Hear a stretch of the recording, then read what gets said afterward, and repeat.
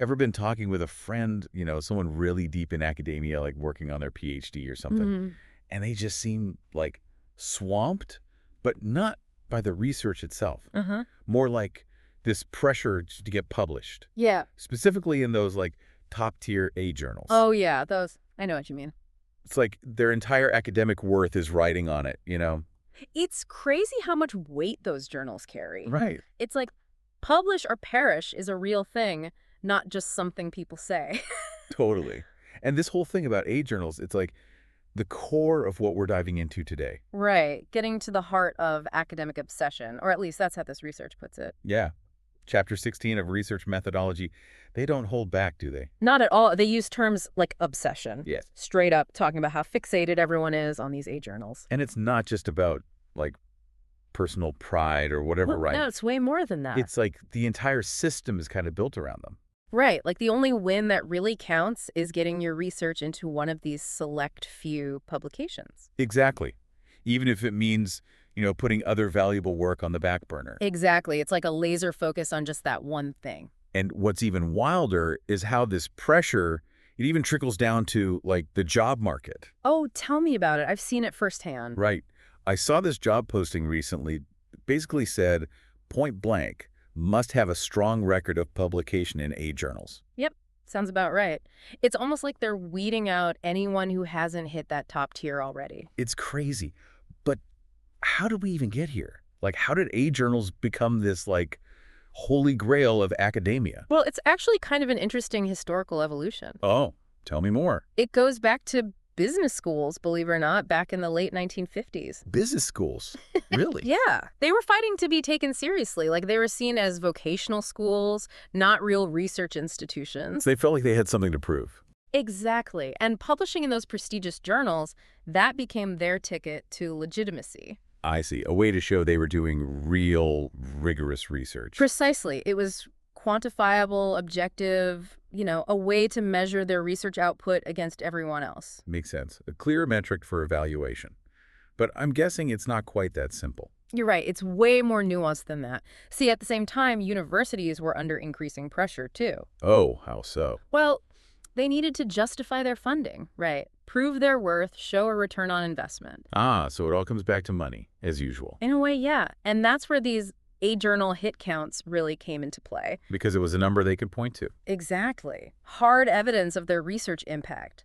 Look, our faculty are published in the top journals. We're doing groundbreaking work. So it became this numbers game, a way to quantify academic success for the people holding the purse strings. Pretty much. But I can't help but think that must have some unintended consequences, right?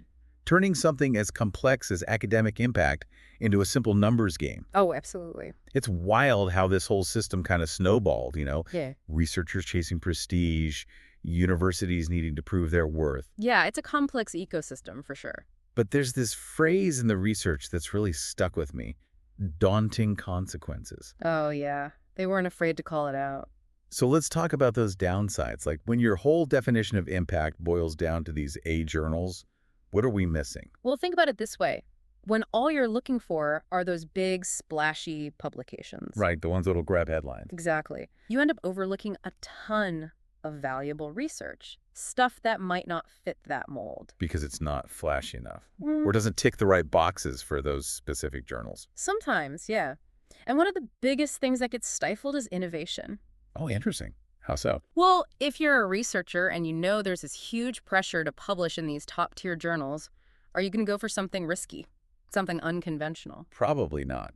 You're going to stick with what you know has a better chance of getting accepted, even if it's not as groundbreaking. Exactly. And that's a huge loss because some of the most important discoveries come from challenging the status quo. Totally. It's like if you're always playing it safe, you're never going to hit a home run. Exactly. And ironically, some of the most impactful things scholars do often get overlooked in this system. Oh, like what? Teaching, for one. Yeah. Mentoring students, collaborating with people outside academia, those things have a real impact on the world. No doubt. But they don't always lead to those big publications, do they? No, and that can make it hard to get recognized or even get funding if your institution is all about those A-journal numbers. It's like valuing the touchdown over all the teamwork and strategy that went into scoring it. Perfect analogy. And then there's the darker side of this pressure cooker environment. The research even calls it out questionable research practices. Questionable research practices. That sounds a little ominous. Yeah, it's basically a nice way of saying that the pressure to publish can lead to some, well, ethically questionable behavior. Like what? Things like tweaking data to make results seem more significant than they are. Or even, in some cases, plagiarism. Wow, that's not great, to put it mildly. Not at all. It undermines the whole point of research, which is supposed to be about expanding knowledge in an honest and transparent way. Totally. And this research, it digs even deeper, talking about this bias built into the A-journal system itself. Right. It's not just about individual behavior, but like a systemic preference. So what kind of bias are we talking about? Well, they highlight the study that found a clear preference for quantitative studies in these prestigious journals, especially ones with large data sets. Which, I mean, I get it. Data-driven research seems more, objective, Right. more easily quantifiable. But what about everything else? Exactly. It creates a disadvantage for other types of research that might not fit that mold. Qualitative research, for example. Which is all about, like, deep dives into complex social issues, right? Providing those nuanced insights that you can't always capture with numbers alone. Exactly. And that kind of research is incredibly valuable, but it can be hard to get it published in those top-tier journals if they're laser-focused on a certain type of methodology. Okay, so we've, like, really dug into the downsides of this publish or perish culture and this narrow focus on A-journals.